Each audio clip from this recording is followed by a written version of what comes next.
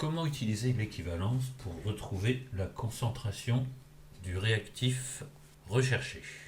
Donc on a une méthode graphique où on va tracer des tangentes, une première tangente, une deuxième tangente, et on trace entre les deux la perpendiculaire et on prend le milieu. Donc ça fait une équivalence, là en l'occurrence à 20 millilitres.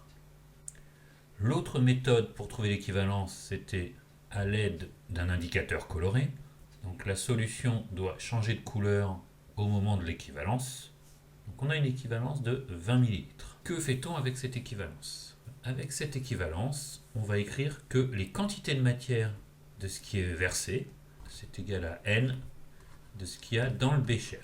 Donc si on part du principe que ce qui est versé, c'est de la soude, donc on va dire que concentration en base fois volume en base, ça c'est une quantité de matière, des moles par litre que multiplie des litres, c'est égal à la concentration d'acide que multiplie le volume d'acide.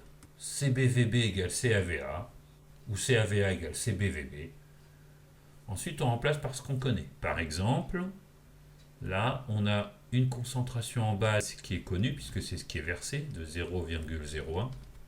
Le volume, c'est ce qu'on a trouvé, donc 20 millilitres. La concentration en acide, c'est ce qu'on cherche, parce que c'est le réactif dont on ne connaît pas la concentration. Et le volume, c'est ce qu'on a mis.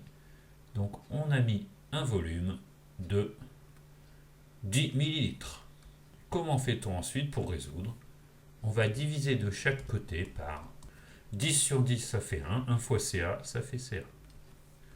Donc il nous reste que CA, si on veut le calculer de tête, 20 sur 10, ça fait 2, donc 0,01 fois 2, ça fait 0,02. La concentration inconnue d'acide est de 0,02 mol par litre. Donc à l'examen, le CAVA égale CBVB vous sera donné.